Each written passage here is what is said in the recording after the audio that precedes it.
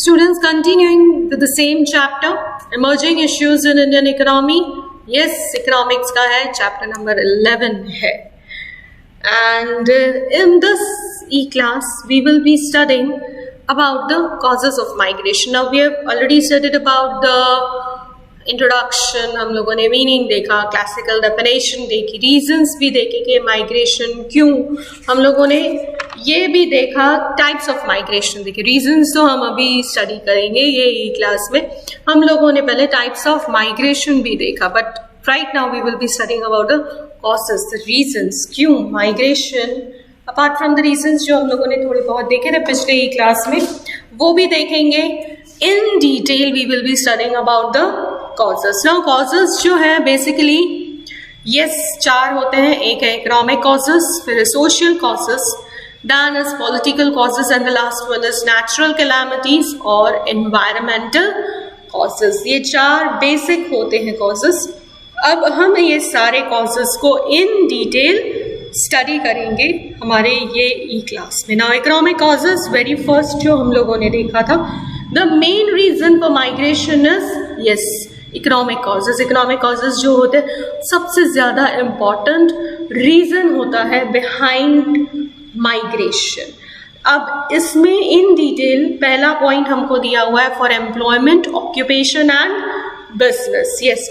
जब किसी को अच्छा एम्प्लॉयमेंट दूसरी जगह पे मिल रहा तो वहां पे वो सेटल हो जाएगा, ऑक्यूपेशन अच्छी मिल रही हो, और यहाँ किसी इंसान को मालूम हो कि उसका बिजनेस जहाँ पे वो कर रहा है उससे बेटर वो दूसरी जगह पे कर सकता है, तो इंसान वहां पे सेटल हो जाएगा. So over here it is economic cause because the person will be able to earn better.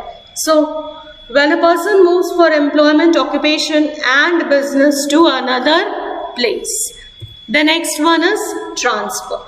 When a person is transferred from one place to another distant place, he is forced to move at that place. Yes, जो लोग job करते हैं, obvious है, जैसे specially जो government job करते हैं ना, उनके ट्रांसफर्स होते ही हैं. सो ओवर हियर जो ये ट्रांसफर होता है, अगर वो एक शहर से दूसरे शहर हुआ, कोई अलग जगह पे हुआ, then it is compulsory for that person to go.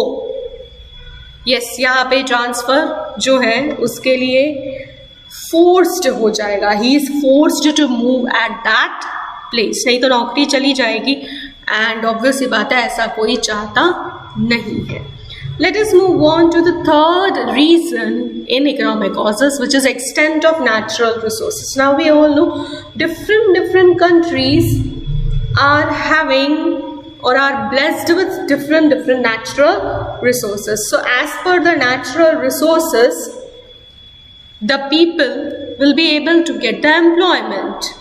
Now when a particular place has abundance of natural resources, बहुत ज़्यादा, abundance means बहुत सारे natural resources होते हैं, but relatively the population is low in that area, people migrate to that place. Yes, अगर कोई particular area में बहुत सारे natural resources easily available है और वहाँ पे population भी इतना ज़्यादा नहीं है, तो but natural है कि बाहर से लोग आएंगे उस particular area में, and yes, वहाँ के natural resources भी यूज हो पाएंगे and employment भी लोगों को वहाँ पे मिल जाएगा. So and yes, the person will be able to earn. Economic causes. So examples are gold, diamond, metallic mines, petroleum products. Mining and refining requires technicians in large number. Yes, ये सारे कामों के लिए technicians चाहिए होते हैं और large numbers में चाहिए होते हैं, ज़्यादा चाहिए होते हैं.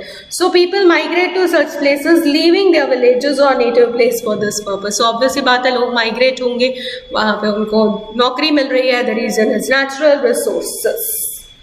Example, migration to countries like UAE, Australia, New Zealand, Canada, etc. Now let us move on to the next in it is to attain better quality education. Yes, अच्छे education के लिए भी लोग migrate होते हैं, and obviously better education will lead to a better life. When educational opportunities are limited in any particular place and a person has hunger for better education, he migrates to distant place which is due course becomes permanent in nature. Yes, जब कोई इंसान अच्छी education पाने की चाह रखता है, इच्छा रखता है, the person wants to get well educated, and if the area in which he or she is living, there they are not having good educational facilities, and it is but natural that the person will move to the distant place, move to some other place where he or she can find a very good education. And then with the passage of time, the person tends to settle there itself. So yes, over here again it becomes permanent in nature. Now the next one is to get modern health services. Yes, अच्छी health services के लिए people migrate. Same चीज़ अगर हमारे area में अच्छे health services नहीं है तो हम दूसरे एरिया में migrate होते हैं so that we can easily get the health services. When a person cannot acquire required health services in his own native place, he is forced to migrate to better place for acquiring those services. Yes, वो services चाहिए तो आपको जाना ही होगा, distant place पे migrate होना ही होगा, because health services easily overnight हमारे एरिया में नहीं आ सकती, वो भी अच्छी वाली. So yes, इंसान को खुद को जाना पड़ता है. So it is forced. So the person is forced. So it is a forced migration. The next one is planned migration. When a family plans to send one or more persons away from native place for performing economic activity to a distant place, it is called planned or organized migration. यहाँ पे family जो है वो decide करती है कि हमें किसको बाहर भेजना है, हमें कब बाहर भेजना है, कितने फैमिली मेंबर्स बाहर जाएंगे. सो ऑब्वियस सी बात है, over here the reason is economic activity, दूसरी जगह पे जाके अच्छी नौकरी मिल रही है तो वो जाएंगे. And it is planned, it is pre decided. So it is planned migration, और we can even say organised migration. Now we move on to the next one, that is social causes. Social causes जो है उसमें along with economic factors, social factors also play an important role in migration. जिसमें से सबसे पहला आता है marriage.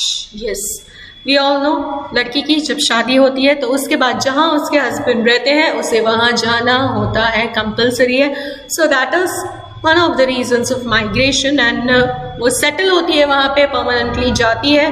So this is the reason behind migration of a female, because of marriage. And yes, as it is part of society, so it comes in the heading of social causes. After marriage, when a woman leaves her native and migrates to live in a distant place with her husband, it is known as social migration. Now the next one, it is to get respite from social rituals. Now जो villages होते हैं ना, उसमें आज भी बहुत सारे लोग जो होते हैं वो पुराने ख्यालात के होते हैं, ट्रेडिशनल होते हैं, ऑर्थोडॉक्स होते हैं, बहुत ज़्यादा एक्सटेंट तक होते हैं.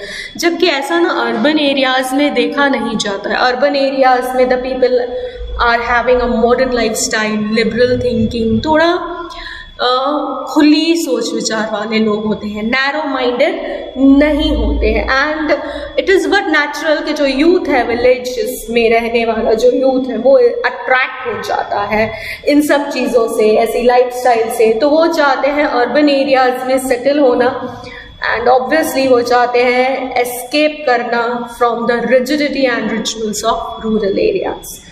A society in a village is traditional and orthodox to a great extent, while urban society has liberal thinking and modern lifestyle. So the youth of the villages get attracted to such a lifestyle and like to settle in urban areas to escape from the rigidity and rituals in rural areas. Now let us move on to the third cause, that is political causes. There are two political factors which can be considered for migration. पहला वाला है war and unrest. Simple and easy है कि जिस area में बहुत ज़्यादा war होता हो, शांति बिल्कुल नहीं रहती हो, तो वहाँ पे कोई भी रहना नहीं चाहेंगे. लोग उस एरिया में माइग्रेट होना चाहेंगे, उस एरिया में परमानेंटली सेटल होना चाहेंगे जहाँ पे वॉर जैसा कोई प्रॉब्लम नहीं हो, जहाँ पे वो पीसफुली शांति से अपनी जिंदगी गुजार सके. So in whichever area when war takes place, time and again there will be unrest in that area, and people of that place will prefer to migrate to another area where they need not have to live in constant fear and insecurity. Obvious सी बात है, war like condition रहेगी अक्सर, तो लोग जो है वो हमेशा टेंशन में रहेंगे, उनके अंदर सिक्योरिटी शांति वाली फीलिंग कभी नहीं आएगी. So people will migrate from that place to the place where they can live peacefully and they can have a very secured life. So they migrate from disturbed to a peaceful place. Now the next one is to avoid the friction. Wherever rioting and friction occur, people will prefer not to stay there and they will migrate to a peaceful place. Now ये तो एक natural सी बात है कि जहाँ पे भी बहुत सारे riots होते हैं, लोगों के बीच में दंगे होते हैं, वहाँ पे शांति नहीं हो पाती है.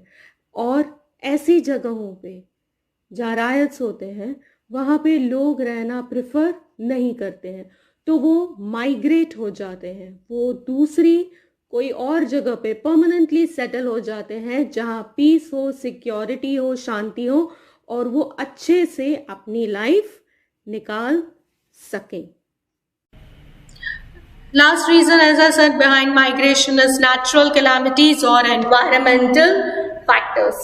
Now, जहाँ पे बार बार नेचुरल कैलामिटीज होती रहेंगी, जैसे कि फेमाइन है, अर्थक्वेक है, वॉल्केनोज है, तो ऑब्वियस ये बात है वहाँ पे भी लोग रहना प्रेफर नहीं करेंगे. पीपल, यहाँ लोगों को अपना सेफ्टी फर्स्ट है, सो सेफ्टी के लिए लोग माइग्रेट होंगे टू द प्लेसेस जहाँ पे अर्थक्वेक, फेमाइन, वॉल्केनोज नहीं हो. So the places which are affected frequently by natural calamities like famine, earthquake, volcanoes, etc. see large scale migration of the people in search of safety. Now, due to developmental activity, the migration that takes place also is included in migration due to environmental reasons. Now, ऐसे बहुत सारे migration होते हैं जो because of development होते हैं. Progress करने के लिए वो particular area में, suppose करो एक particular area में railway tracks बनाने हैं, तो railway tracks बनाने के लिए वहाँ पे जो लोग रहते हैं उन्हें दूसरी जगह पे shift होना पड़ेगा on permanent basis. So this is migration due to development. And this is included in migration due to the environmental reasons. Now the examples, this is developmental migration. This is example of developmental migration. Now, यहाँ पे example दिया हुआ है migration that happened because of Sardar Sarovar Yojana in Gujarat can be called developmental migration. Likewise, if a national park or afforestation is adopted, people are made to move to different areas, which is also known as developmental migration. दो example, Sardar Sarovar योजना की वजह से बहुत सारे लोगों को, आसपास के लोगों को दूसरी जगह शिफ्ट होना पड़ा था, डेवलपमेंटल माइग्रेशन, और दूसरा है बिकॉज ऑफ नेशनल पार्क्स बनाने के लिए या पर्टिकुलर एरिया में ज़्यादा ट्रीज उगाने के लिए जो माइग्रेशन लोगों को करना पड़ता है, that is also known as developmental migration. So with this, I'm done with this e-class. I hope you were able to get all the different topics, students. Thank you.